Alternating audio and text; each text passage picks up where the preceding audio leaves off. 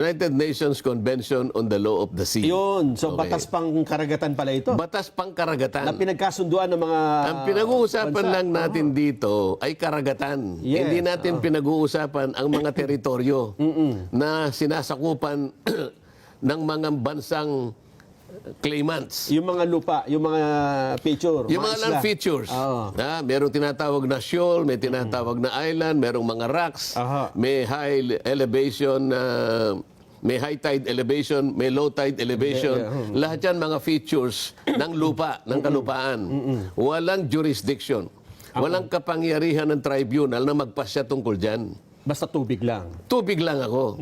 Ngayon, yung sinasabi nating Kalayaan Island Groups, mga land features yun eh. Opo. Hindi natin pwedeng isama doon sa ating petisyon na ginawa sa tribunal noong 2012. Kung atin yun o hindi, re-rejecting ka, sabi niya, wala akong jurisdiction dyan. Nananatiling nasa high seas. Opo. Paano ka ngayon makakagawa ng mapa ng West Philippine Sea pag isinama mo yung Kalayaan Island Group? Kaya hanggang ngayon, Nahirapan. pinipilit ko, hinahamon ko sila eh. Hindi nila magawa, alam nila hindi nila magagawa, kaya pinipilit na. Ba't niya pinipilit ang coordinates? Meron ng coordinates eh, kaya ang exclusive economic zone. Tingnan, babalik sila sa exclusive. Hindi naman exclusive economic zone pinag-uusapan na West Philippine Sea. Pinipilit mong i-drawing kasi eh. Oh, yun po pinatutungkulan na. Baka po, basahin po ninyo. Kasi nga, maritime law professor ka lang. Hindi man kita minamalit. Pero hindi Pero pupuntahan mo ang isang komplikadong... ewan ko na lang sa kanya. pero linawin natin. Kung magsalita eh.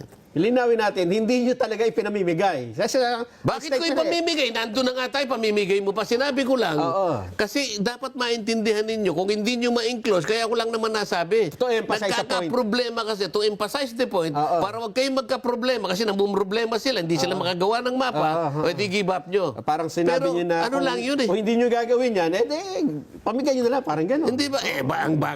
Bakit naman na 17 years na nakakaraan, ba't di nyo pa magawa-gawa? Kung talagang gusto nyong gawin, matagal nyo nang nagawa yan. Ayan. Hindi pa napakalinaw niyan. Sinong hindi nakakaintindi ngayon?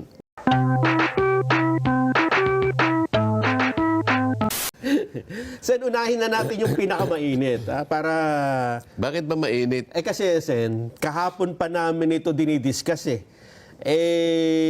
Dahil sa viral na viral ngayon at usap-usapan, yun daw hong statement ninyo doon sa nag-usap, may ini-interview ko sa Commission on Appointments ata ito eh. Yung isang official doon ng AFP. At doon daw po ay nabanggit ninyo na kung ganyan na rin lang, ipamigay na natin ang Kalayaan Group Islands natin. At ito yung kinuha ng maraming mga matagal ng kahit anong sabihin nyo ay tutol sila. Sabi nga ni Jen, yan ang tawag ay personality bias. Ano mang sabihin ni Senador Dante Marcoleta ay tinututulan at sabi ay mali. Nagkaroon sila ng pagkakataon na putulin ng statement na yon at ngayon ay pag-usap-usapan na kayo daw, ang rekomendasyon ninyo, ipamigay na lang yung isla na yan na teritoryo ng Pilipinas. Talagang pipilitin na lang baluktutin eh, ano?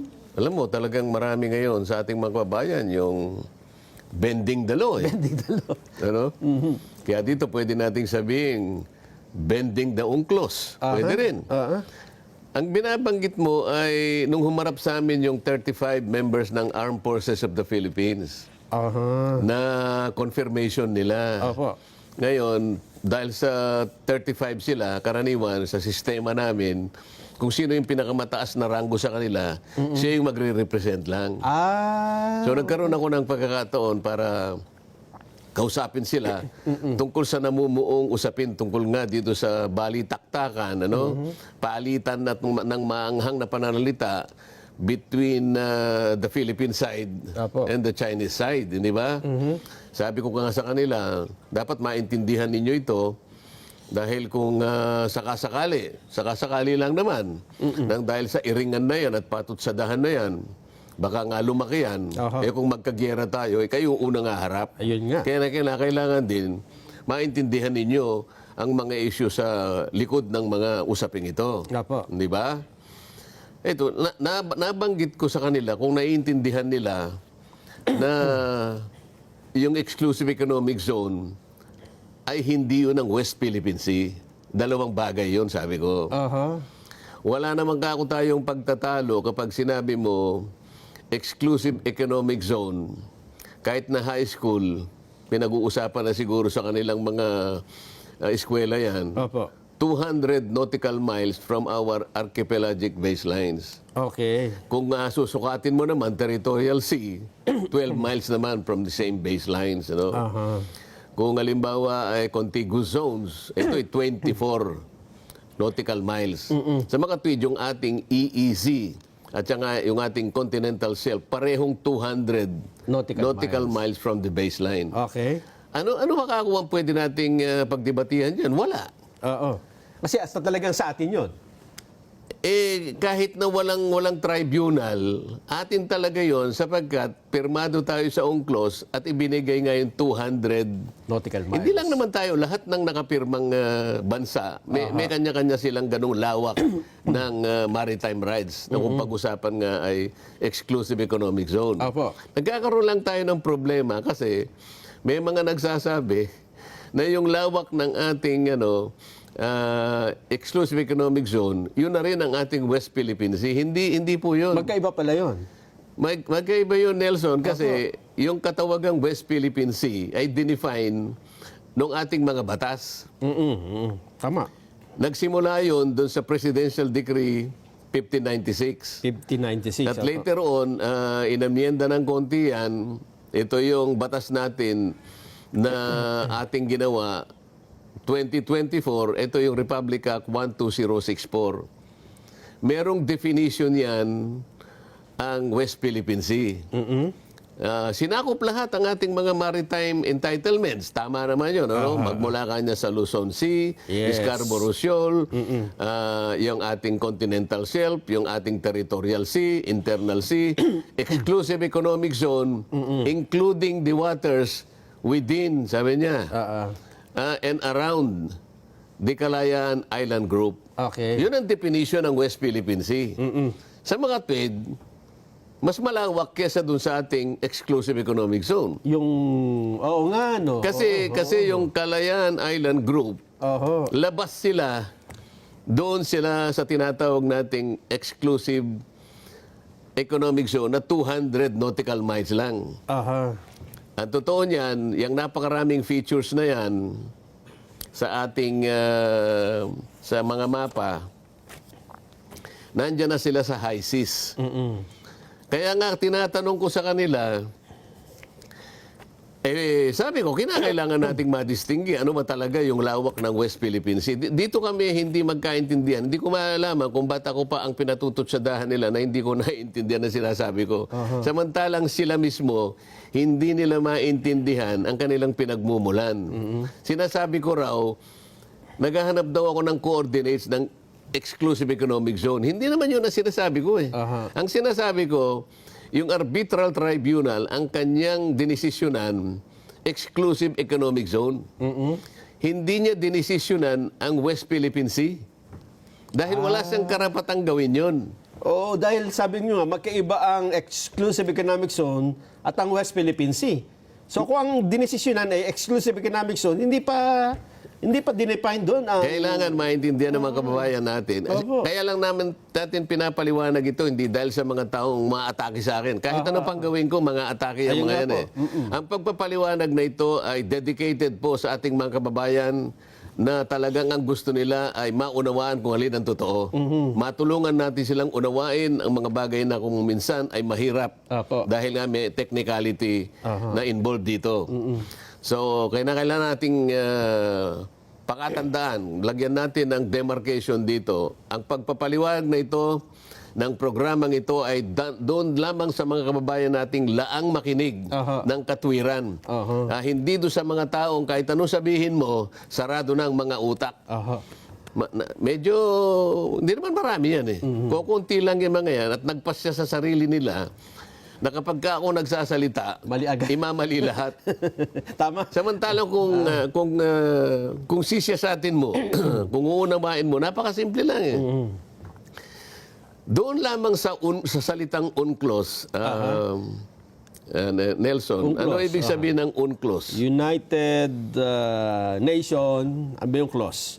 United Nations Convention on the Law of the Sea. Yun, so Okay. batas pang karagatan pala ito. Batas pangkaragatan. Na pinagkasunduan ng mga Ang pinag-uusapan bansa. lang natin dito ay karagatan. Yes, Hindi natin pinag-uusapan ang mga teritoryo na sinasakupan ng mga bansang claimants. Yung mga lupa, yung mga feature, Yung mga isla. land features. Oo.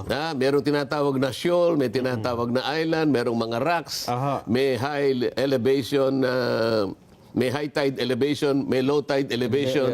Lahat yan mga features ng lupa, ng kalupaan. Walang jurisdiction. Walang kapangyarihan ng tribunal na magpasya tungkol dyan. Basta tubig lang. Tubig lang ako. Ngayon, yung sinasabi nating Kalayaan Island Groups, mga land features yun eh. Opo. Hindi natin pwedeng isama doon sa ating petisyon na ginawa sa tribunal noong 2012. Kung atin yun o hindi, re-rejecting ka, sabi niya, wala akong jurisdiction dyan. O kaya, sinasabi nila, narinig mo naman, pa nakikipagdebate sa akin, ba't natin binabalik-balikan kanya eh? In-award na sa atin kanya yung West Philippine Sea. Hindi po. Hindi totoo yun. Walang award doon. Walang award. Ang pinag-uusapan lang sa arbitral award, exclusive economic zone. Hindi West Philippine Sea. Kaya kapag hinanapan mo sila ng coordinates, ayaw nilang kanya may coordinates na yung EEZ. Hindi EEZ yung pinag-uusapan natin. Ang pinag-uusapan natin, West Philippine Sea. Kasi yung ECC, talagang inherent ay Nandun sa na atin, yun eh. oo. Nandun na yun. Opo. Ang pinagtatalunan na lang natin, yung nasa loob muna. Kasi merong mga bansa na umoccupy nung saganang mga teritoryo na sana'y nandun. Aha. Katulad ng halimbawa, nung Mischief Reef, ano? Opo. Yung Mischief Reef, hindi lamang nasa loob ng ating EEZ, ito ay considered pa na low tide elevation. LTE. LTE talaga yan. Oh, Anong ibig sabihin niyang pagka LTE? LTE, ano ibig sabihin? Kahit kailan, kahit na ano pang structure na itayo mo, halimbawa ang China, ito masasabi ko ng derecha, para lang masabi nila, kasi si Marcoleta pro-China. Hindi po totoo yun. Ito po, yung LTE is low tide elevation. Opo. Yan po ang tawag dyan sa Mischief Reef. Yan ang karakter. Base po ito sa 2016 arbitral tribunal decision. Yun ang ano? decision niya. Sabi niya, low tide elevation Elevation. yan. Pagka low tide elevation, kahit na ang China maglagay ng Great Wall of China doon, Kahit palaparin pa nila yun. hindi magbabago yung karakter na nature ng feature na yon. Na low tide elevation. Low tide elevation, ibig sabihin talagang sa Pilipinas yun. Dahil ang low tide elevation ay hindi nagja-generate ng Kahit ano wala. Territorial Tubig sea. talaga yun eh. Ayun. Wala siyang territorial sea, wala siyang another EEZ. Kasi kapag nag-high tide, hindi naman na siya nakikita. So wala, kumbaga sa natural na Sa low pag-usap, tide nga, halos hindi siya makita eh. ibig sabihin, walang lupa doon. Wala. Ayun, dahil nakalubog. Kaya nga, maritime lang eh. Kaya Maritime tubig. Kaya hindi mo pwede i-claim na Hindi meron mo kang pwedeng i-claim teritoryo. yun. At dahil yun ay sakop ng ECC, Atin talaga yun. sa Pilipinas yun. Oo. Ayun. Kailangan lang. Kaya lang, hindi nababanggit kasi ito dahil ang usapan lang naman, yung patutsadahan sana eh. oo. Kaya lang, nilakihan nila kasi, isina ko, pati isi kasi pinag-usapan eh. Kaya lang, Sen, ang problema, mayroon silang occupant dun eh. Naka-occupy sila dun eh. So, dapat,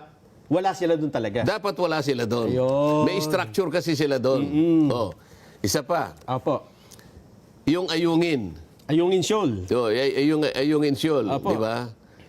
Ano din natin yun eh. Sakop pa rin natin. Sako pa rin natin yun. Kasi meron tayong barko na nakahimpil doon. Inangkor natin yung Gregorio del Pilar yata yun. Hindi ba yung Sierra Madre? Hindi ko alam kung nakalimutan. Sierra Madre yata. Oh, Sierra Madre. oo. Yung Basta meron tayong isang lumang-luma. Lumang barko. BRP Sierra Madre. Oh, tama. BRP Sierra Madre na parang symbolic on our part, nilagay natin doon. Aha. Parang isang natatanging testimonial na, Occupied amin natin. ito, occupied namin ito. Kahit na yun eh, nasa loob ng ECC, kung maunahan kasi tayo, i-claim din nila eh. Parang ganun, Sen. Oh, pero naglagay na nga tayo ng isang simbolo na tayo 'yon. Okay. Yan ngayon ang yan ngayon ang pinagmumulan ng hindi pagkakaunamaan. Yung mga features. Opo. Bakit? Wala namang ruling kasi yung yung tribunal dahil nga wala siyang karapatang mag-rule. Sana sinabi niya sa China, gayong inalis ko na kaya yung 9 dash line dyan. Malinaw na yung EEC na yan sa Pilipinas. Umalis ka na dyan. Umalis ka dyan, ha? Umalis ka sa Ayungin, umalis ka sa Scarborough Shoal, umalis ka dyan sa Mississippi Reef.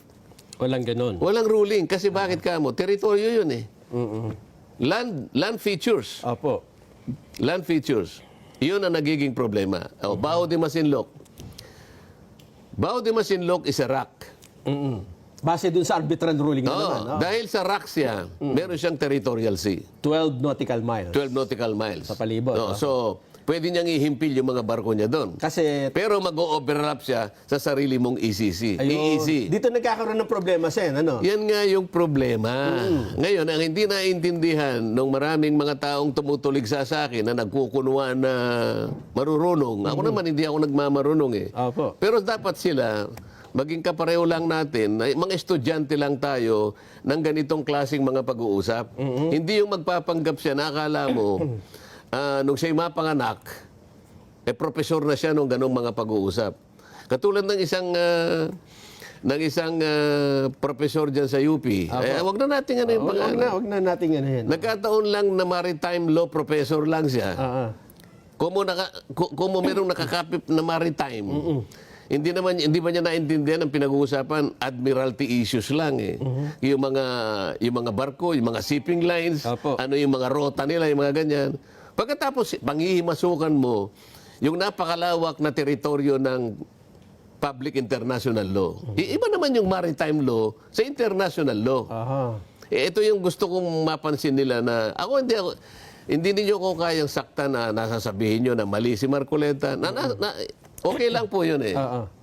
Ako naniniwala ko ang mga Pilipino pagdating, lalo na pagka nabibigyan natin sila ng pagkakatong timbang-timbang nila yung pangyayari, maiintindihan sila yung final referee dito eh. Sila ang final arbiter Taong bayan. kung alin ang talagang maliwanag ang pagpapaliwanag. Di ba? Hindi yung kinakailangang palabuhin mo. Ngayon, pag-usapan natin yung UNCLOS. Yung UNCLOS, nung pumirma tayo dyan, kagaya din ng China, meron tayong reservation. At yung mga reservations na yan, pumasok doon sa kalipunan ng mga provision ng UNCLOS. Ano yung reservations na yan? Reservation natin? Meron pala tayo. Sabi natin, hindi ka pwedeng mag-rule kapag ka merong issue ng territory. Ito nga yung mga land, ano? Okay. Merong pang isa. Pagka merong delimitation.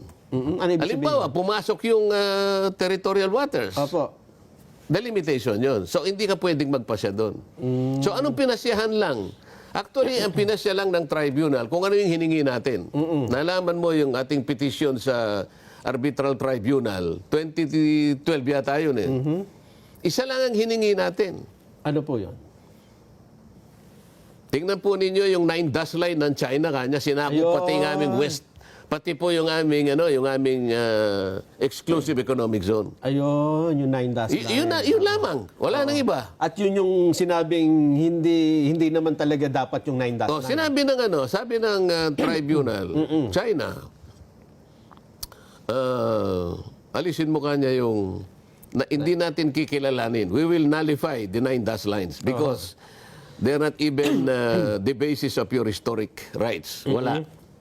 Okay, yun lang ang pasya. Opo. Pero dahil may reservation doon, hindi naman pinasyahan ng tribunal, China, umalis ka dyan sa mga teritoryo. Kasi hindi niya jurisdiction yun. Na-occupied Yun ang nananatili Na problema. na problema natin. Opo. Na dapat sana pinag-uusapan, hindi yung patot sa dahan. Pwede naman, halimbawa, nung magkausap kami, ito ulitin ko lamang, nung magkausap kami ng ambassador ng China, pinaliwanag ko sa kanya, siya rin nagpaliwanag. Talaga ka akong pinakamabuti, nag-uusap tayo. Yun nga kanya yung gusto ko eh. Sabi ng ambassador, tulungan mo nga ako kanya na lahat ng mga department secretary sana kung po pwede makausap ko, sabi niya. Lalong-lalo na ang Department of National Defense. Opo. O tingnan natin, sabi ko, kung magkita kami ako ng ating secretary, kasi ano ko yan eh, province mate ko yan eh. Natuwa pa nga siya nung malaman niya pareho kami taga-Tarlac eh. Ni Secretary Gibo. You mean he's your province mate? Yes, sabi ko. He is my friend. Ay, sabi niya, pwede kayang kahit na tatlo lang tayo, over a cup of coffee, parang ano lang. So, nag-i-initiate pa nga yung tao. Sabi ko, tingnan natin. Sulatan mo ako para ka ako malaman niya na talagang gusto mo ring makipag-usap sa kanya. What if I text you? Sabi niya. Oh, good, sabi ko. Hindi pa ako nakakalabas doon sa embassy. Tinext niya na ako eh. At yung text message na yun, ibinigay ko sa Secretary of the Department of Foreign Affairs. Ayun. Para sa ganun, formally, maibigay din kay Secretary Gibo. Yun yung right channel. Anong doon? Sinasabi ba pro-China tayo doon?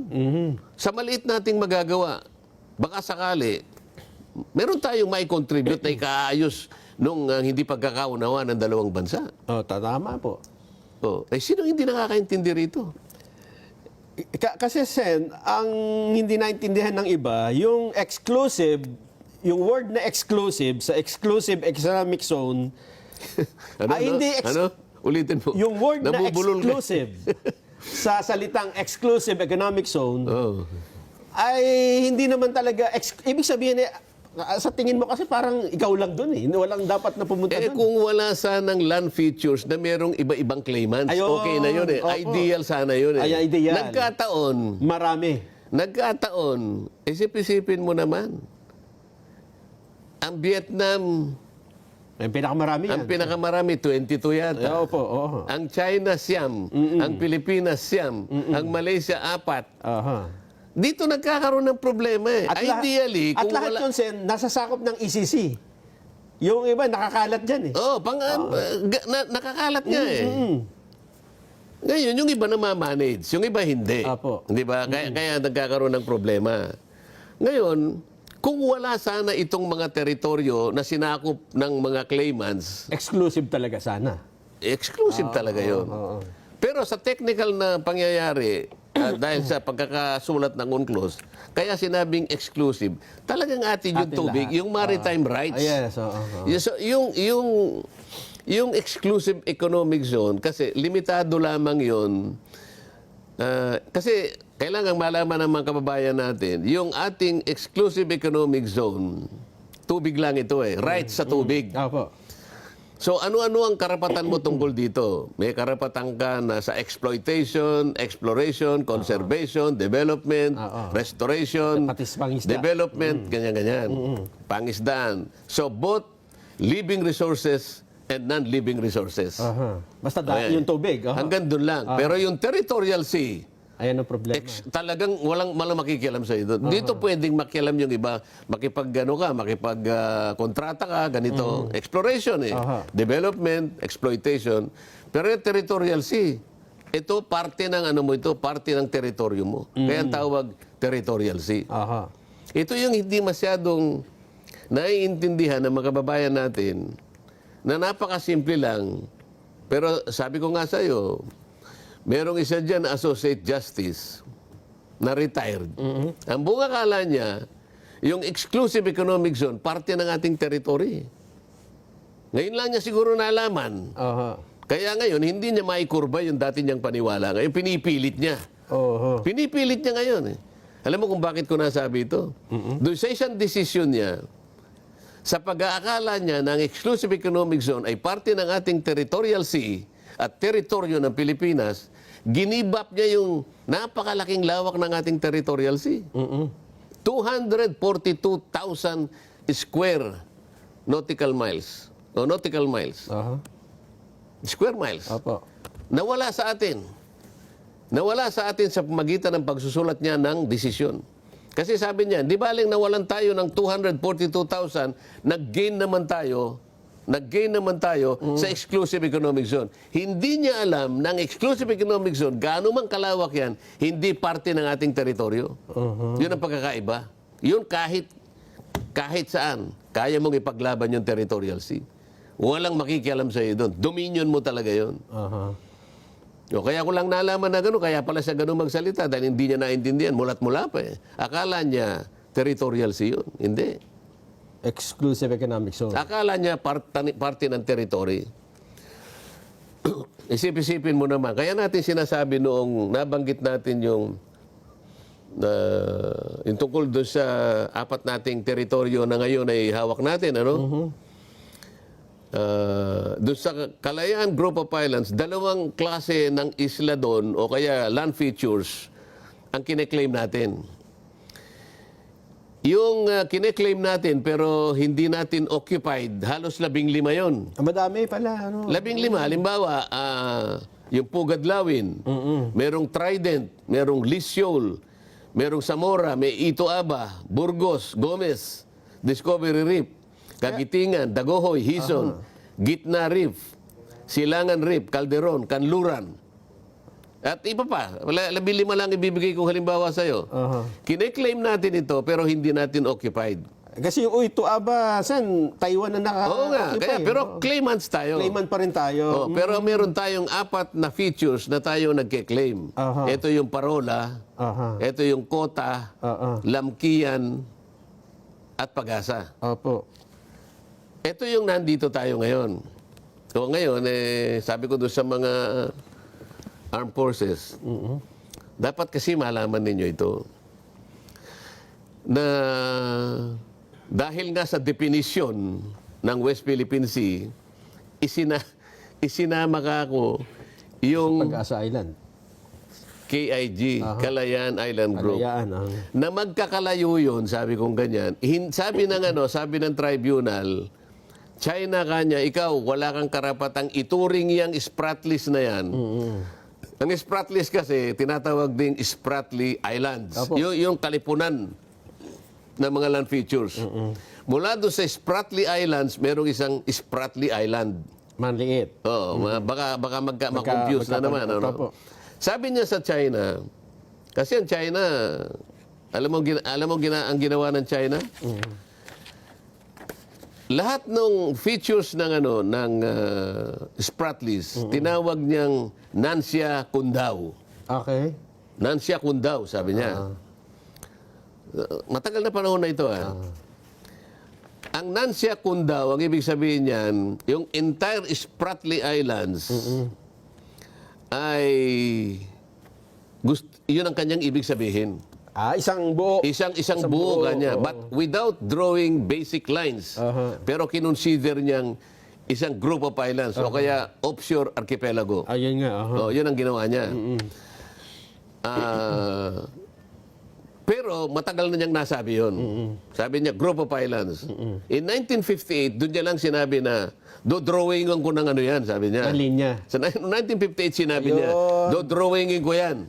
Para nga masakop nila. Pero hindi pa rin niya na-drawingan. So, hindi na natin alam kung bakit din niya ginawa. Ngayon, sabi ng tribunal, China, wala kang karapatan na drawingan mo yan. Bakit, sabi niya? Hindi ka archipelagic country. Ang ibig sabihin, kasi continental state ka. isang buong bansa siya. Nasa Malaki. continent siya. Kontinente. Continental siya. Ikaw naman Pilipinas, pwede sana kanya, archipelagic ka eh.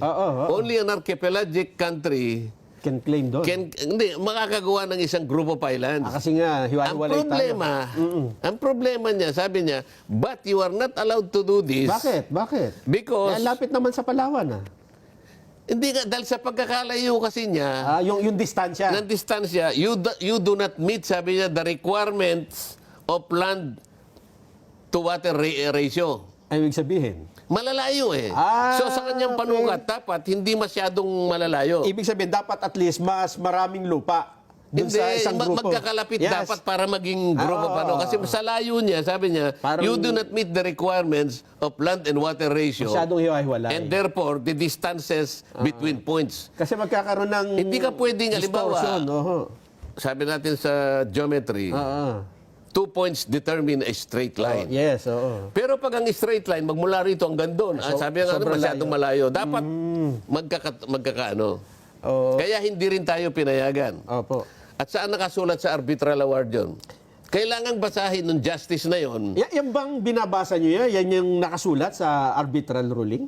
O kaya nga sasabihin ko sa kanya, Mr. Justice, kung nakikinig ka sa akin, basahin mo yung paragraph 574 Opo. nung arbitral award. Kasi maano yan eh. Mahaba yan. Yung prohibition naman sa China, basahin mo yung 573. Ibig sabihin, Sen, pareho tayong pinagbawalan. Pareho tayong pinagbawalan, kaya hindi mo ma-inclusion as a group. Kasi, kaya natin tinangka yung ganun, na magawa mong isang group na yan, para mapalawak mo yung, para makagawa ka ng exclusive economic zone, bawal. Nananatiling nasa high seas. Paano ka ngayon makakagawa ng mapa ng West Philippine Sea pag isinama mo yung Kalayaan Island Group? Kaya hanggang ngayon, pinipilit ko, hinahamon ko sila eh. Hindi nila magawa, alam nila hindi nila magagawa, kaya pinipilit na. Ba't niya pinipilit ang coordinates? Meron ng coordinates eh, kaya ang exclusive economic zone. Tingnan, babalik sila sa exclusive. Hindi naman exclusive economic zone pinag-uusapan na West Philippine Sea. Pinipilit mong i-drawing kasi eh. Mangangailangan ka ngayon ng mapa na i-deposit mo sa opisina ng UN Secretary General. Sabi naman nung aking kaibigan mo rin. Na-submit na daw eh. Sabi naman ng aking kaibigan na si former Senator Tol. Nakakagawa na tayo Nakapag-submit na. Disinformation niyang wala pang nasasubmit. Disinformation kanya. Senator Tol, baka nagkakamali ka sapagkat ang naisubmit nyo ng mga mapa at mga charts ay intended for the extended continental shelf. Na ang layunin ay yung pag sa Benham Rise. Sa Benham Rise at saka sa part ng South China Sea. Ayun. So wala pa itong West Philippine Sea? Wala yung tungkol sa West Philippine Sea. Kasi nga, sa takot nila siguro na hindi nila pwedeng ikurba doon sa, para masakop natin yung Kalayaan Island Group. Hindi ka papayagan. Ibig bang sabihin nito, Sen, yung arbitral ruling ay parang in a sense, merong maganda sa atin, pero meron din hindi maganda epekto. Ang maganda sa atin, yung ating pinapangarap na alisin yung 9-dash line. Nawala. Pero meron siyang kaakibat naman na ruling na China kanya at saka Pilipinas, kayong dalawa, hindi nyo rin pwedeng angkinin yung i-regard itong mga features sa Spratlys na parang isang group of islands. Isang teritoryo. Hindi nyo magagawa. Kasi nga, ikaw continental shelf ka, ay continental state ka. Ikaw naman, archipelagic ka lang. Archipelagic ka, pero mababiolate mo yung ratio between land and water at saka yung distance between points. Masyadong malalayo. Masyadong malalayo. Napakahirap bang intindihin yun? Kasi noong before the arbitral ruling, ang pananaw nga natin dito ay isang buong isla to, Sen eh. Ang gumawa kasi niyan, si Pangulong Marcos Sr. Yung PD 1596. Pangulong Marcos, PD 1596. Nilagyan ng box. Binax niya. Sa mapa, may box. Believe ka rin di ba? Isip-isipin mo, wala pang ungklos Naunahan, Wala pang ungklos. Naisip niya ng i-box yung Kalayaan Island Group. Para wala nang makapasok. Pagkatapos, nung nagpa-arbitral tayo. Teka muna. Sige. Then 1978, naisip niyo, dinabox natin. Ang ganda. 1982, pinag-usapan, dapat magkaroon na ka ng UNCLOS. Ayun, yung UNCLOS muna. Nag-uusap pa lang, 1982 UNCLOS muna. Kailan nagkaroon ng kaganapan ng UNCLOS? 1997. Ang tagal pala, no? Ngayon, sana man lang kung sino representative natin nung pag-usapan yung UNCLOS. Exclusive Economic Zone. Dapat hindi sila pumayag sa 200, ginawa sana lang 300 para nasakop natin yung KIG. Dito ba nabuo yung 200 nautical miles na? Nung may UNCLOS na nga, 1997 yun eh. Ayun. So, baka nakikinig yung UP professor at saka yung, ano ba yun? Yung Associate Justice. So, ibig sabihin na kulang nga nasa 200 ka nga Humiwalay beyond the 200, considered na high seas na kasi yun eh. Humiwala yung para hindi tayo magkaroon ng pagkakamali at hindi tayo makalabag sa UNCLOS. High seas na kasi yun eh. Tingnan mo pag-alis ko nga doon sa CA, nile-lecturean ko nga yung Army yung 35. Pero Sen, bago nyo ituloy, kasi baka naman sabihin, pero nananatili na atin yung Kalayaan Island na nasasakapan natin. Tayo nga occupied doon eh. Tayo nga. Ang problema nga lang kung paano mo isasama sa West Philippine Sea map.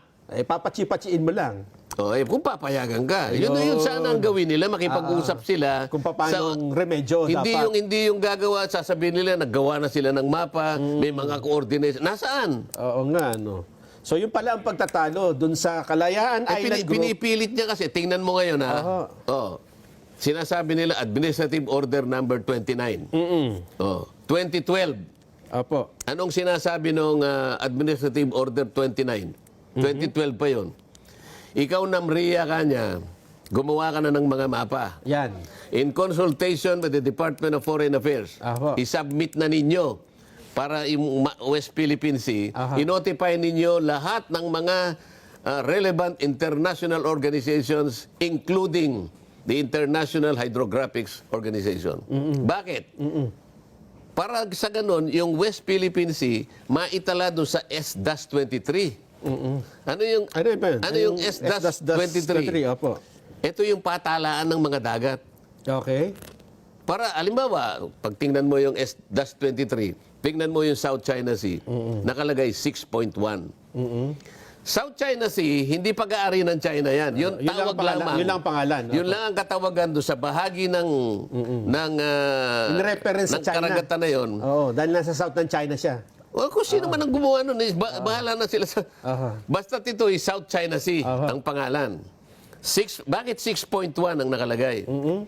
Ang ibig sabihin nun, Chapter 6.1 nung S-23, doon mo makikita yung coordinates ng buong South China Sea. So makikita mo doon. Ngayon tayo gusto nating ipatala yung West Philippine Sea. Ganon din ang gawin natin para siguro merong baka 9.1 naman tayo. Kung saan siya ilalagay. Kung saan siya ilalagay. Para magawa mo yon, yung steps gawin mo eh. Yan mo yung coordinates. Tapos sasabihin na hindi raw mahalaga yung coordinates. Paano may tatala yung mapa mo? So, palagay mo, nag-uusap kayo ni Jen Subarjaga, kahit wala siya, no? Para madaling maintindihan. Ikaw ang piloto. Nagmamaneho. Nagmamaneho. Ikaw ang piloto. Tubig Hindi, yung pinag-uusapan lang natin. Sa lupa muna tayo. Hindi, sige, sa ano. Sa dagat na, para mas madaling intindihin. Dagat. Ikaw ang, anong tawag doon? Kapitan. Ikaw ang kapitan. Opo. Nakikipag-usap ka dun sa yung sa maritime ha? Yung sa control. Kumbaga sa aeroplano may control tower. Po. Sabi nung kausap mo dun sa maritime control. Si Jen kunwari yun. Nelson, nasaan ka na? Sabi niya. Nandito na ako sa West Philippine Sea. West Philippine Sea, wala akong nakikita rito. Mag-aaway kayo eh. Mag-aaway nga. Dahil wala sa mapa eh. Ayun. Gusto ko rin magkaroon ng ganun nga eh. Hindi yung tayo lang ang gumawa. Dinefine natin sa batas natin. Hindi naman natin maipatala. Pinipilit nila na meron ng mapa. Ba't hindi nyo mailagay doon sa patalaan kung talaga meron kayong mapa? After 17 years, hindi pa nyo maipatala. 17 years yung 2012 eh. Sinabi niya, NAMRIA, DFA, ipatala na ninyo yan. After 17 years, bakit wala? Doon pa lang yata sa... Hindi nga, tinatanong kita, bakit hindi nyo mailagay doon mismo, para sa ganun, pag tiningnan mo yung South China Sea, meron ding 9.1 West Philippine Sea. Ayaw mo ba makita ng ganun? Mas maganda meron. Mas maganda meron. Mas maganda po. Ba't sinasabi nila ngayon hindi kasi naghahanap kasi ng coordinates eh. Hindi siya dapat ang coordinates, nandun na eh. 12 miles ka. Hindi yun ang pinag-uusapan. Yung hanapan mo ng coordinates para maipatala mo yung mapa mismo dito. Doon ka hinahanapan. Pero kahit wala yung coordinates, kasi dito nila binabali eh. So dahil ba wala coordinates, hindi na sa atin yon. Parang ganun nila binabali saan eh. Akala ko ba magpapatala ka muna? Oo. Hindi mo mas maganda para kumbaga may titulo ka eh. Dala-dala mo yung titulo eh. Ganun ka-importante yun. Ba't ba ayaw mong bigyan bakit ka mananangan doon sa argumentong kahit na walang coordinates, atin naman. Ano ba nga yun sa atin? At saka... hindi mo nga ma-define ang hangganan ng sayo eh. At saka pinagmumulan pa ng pagtatalo sen eh. Para nga, officially, masakop mo nga yung Kalayaan Island Group dahil nakaano tayo doon eh. Atin yun eh. At saka malayo-layo eh, no? Atin yun eh. Ba't hindi mo ngayong gawin, official, isama mo na, kasi dinefine na natin eh. Dinefine na natin sa batas natin eh. Ngayon, Kaya tayo naglalagay ng mapa, sinasubmit natin mga charts, mga mapang kakailanganin, including the coordinates, to inform the whole world na meron tayong balak na ipatala sa patalaan ng pandaigdigang karagatan.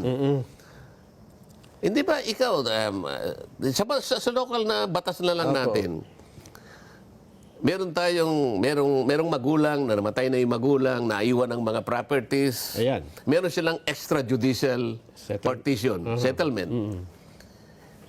Bago payagan ng korte yun o ng magpapublish ka Ipaalam mo sa buong Pilipinas kasi baka merong creditor dyan para ma-protectionan lahat. Ganon din yun.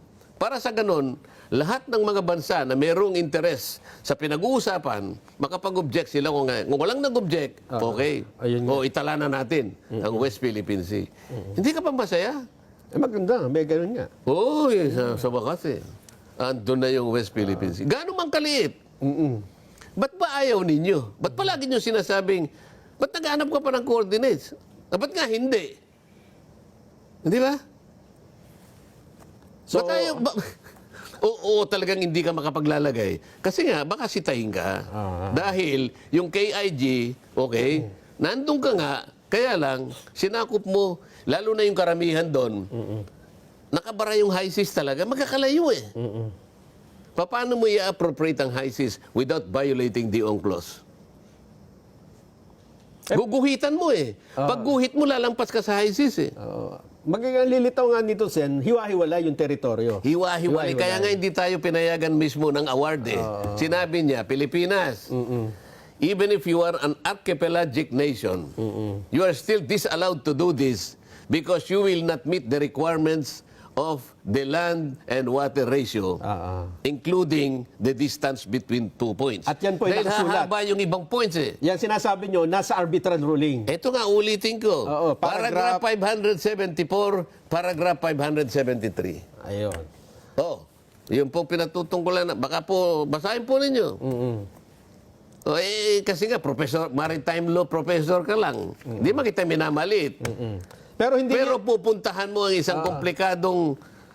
ewan ko na lang sa kanya. Pero linawin natin. Kung magsalita Linawin natin, hindi nyo talaga ipinamimigay.